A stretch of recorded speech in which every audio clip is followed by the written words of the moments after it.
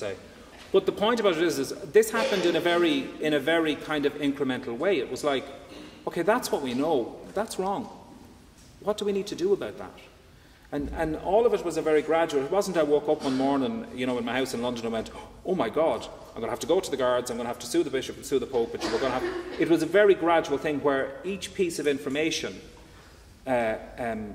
provoked a response that was really outrage on my part. I couldn't believe or accept that this was okay. And if it's not okay, well, what do we need to do about that? What do we need to do next? So it was always a very kind of incremental step. And what became very clear to me very, very early on in this is that okay, we managed to get the guards to investigate, and the guards were fantastic. I've got to say, the detective who handled the case, a guy called Pat Mackay down in Wexford, was amazing. I was blessed. He was extraordinary. A level of sensitivity and instinct that was just fantastic. He was amazing.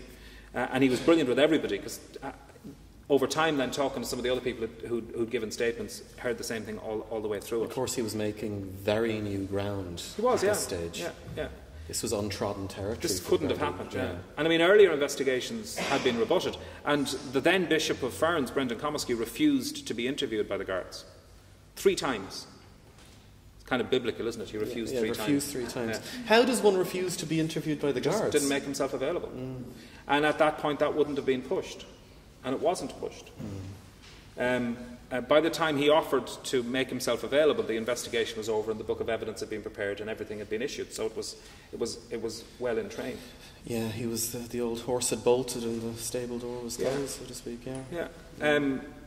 But what I couldn't get over was, as we began to understand the scale of what had happened, the fact that this wasn't unique, that first of all, I wasn't the only person that this man had criminally assaulted.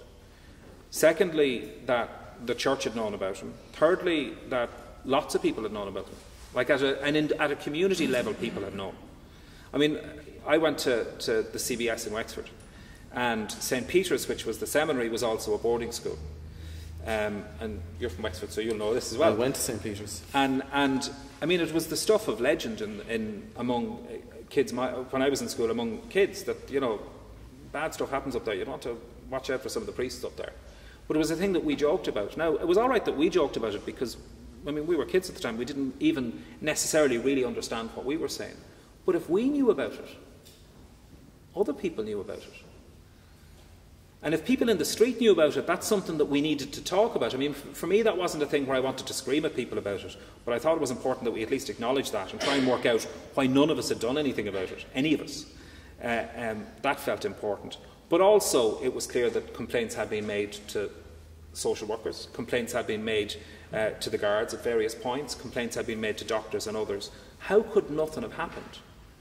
And in a country and in an area and in small towns and small villages where everybody knows everything that's going on, how come nobody in a position of responsibility or power said, hang on a minute, this isn't okay? So very quickly, so we had the criminal investigation, and that was an appropriate thing for the state to do. But you never saw this being raised in the Dáil, and people going, how could this have happened? There was no immediate ordering of an investigation by the Minister for Health, who had responsibility for child protection. There was no examination of what had gone wrong, either in our system of education, because he'd been a manager of primary schools, and used schools to access kids, in our child protection services. Nobody was looking at what we were getting wrong that allowed this to happen in the first place. You tell me you're not satisfied with Bertie Ahern's apology, Colm? So, moving on. So, actually, to be fair, I remember being in London, and it was 1995 when that happened, and it was a couple of months after I'd made my statement, and the apology was an extraordinary thing, actually. And I do credit the nature of that apology and how it happened. It was an extraordinarily frank acknowledgement of society's responsibility. And this was, but remember, this wasn't about the experiences that I had had. This was about people who had been abused whilst in institutional care, where they'd been placed by the state. So there's an important distinction there, and a different level of responsibility on the part of the state as well. But it was actually a hugely important moment. I think an awful lot went disastrously wrong after that, and I think there was an enormous lack of political integrity in in how they put in place investigations into all of that history. And I think that was enormously problematic. I mean, there is something to be said about the political will when it comes to child protection in this country, full stop. That there are huge gaping gulfs in both the practice, in policy creation, in money that's being spent, and as you've already highlighted, rerouted into other areas. And we have scandal after scandal after scandal, and it seems to be reactive methodology that's in place. I remember when, if I fast track it forward a little bit, we had the criminal case, and that took 4 years to get into court because he appealed every element of the case to the High Court and then the Supreme Court to try and stop the prosecution from happening.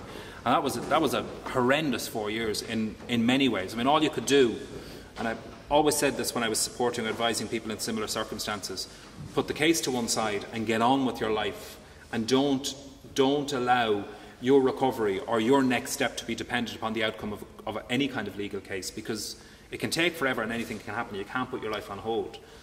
And I tried to do that myself and did it to a large degree, but the reality is it still occupies an awful lot of space inside you. But it took 4 years to get there. And then, when it became clear that the prosecution would definitely go ahead, and I think it became very clear to him that he would be convicted, and in my view, as the ultimate act of a refusal to be held to account, he killed himself, which was... What was that like? That was horrendous.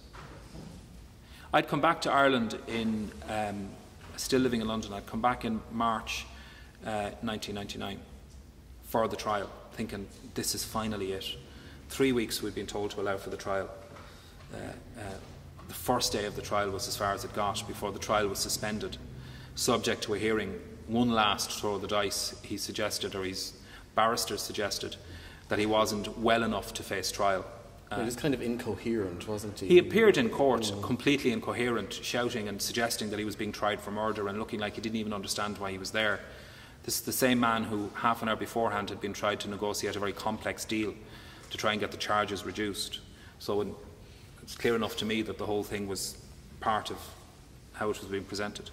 But the judge, to his very great credit, managed it very well, and rather than deny that without a hearing into it, because then you'd have grounds for appeal and mistrial and all kinds of things, allowed it to go on to trial.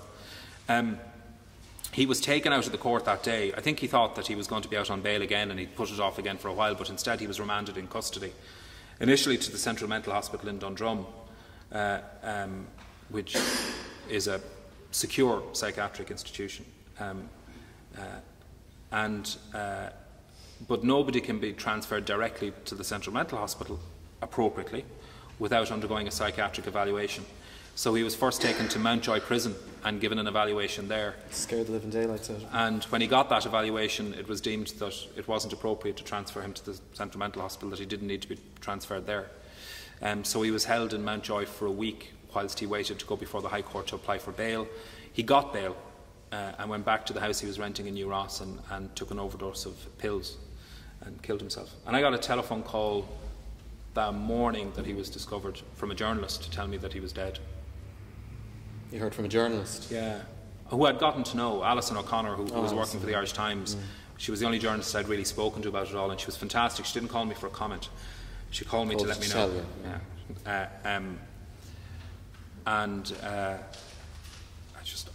I just collapsed. I remember just breaking down and sobbing, and it wasn't. There was a whole load of things going through my head, and it was very confusing because it wasn't about, you know, the end of these 4 years or the fact that this wouldn't get into court. Actually, it was that he was dead, that this was so bloody pointless. That and all I could think was, geez, he's a victim of that in himself now as well. You know that. I mean, I genuinely believe that all of us have the capacity, no matter how great a wrong we've done to ourselves or to anybody else, that if we can find within ourselves the capacity to face it honestly, to really work at it, to get into it, to understand it, not to find a way to excuse ourselves, but to face the reality of the things that we've done, no matter how terrible they are, that there's always the possibility we'll move beyond that and find our own real value, our own real humanity.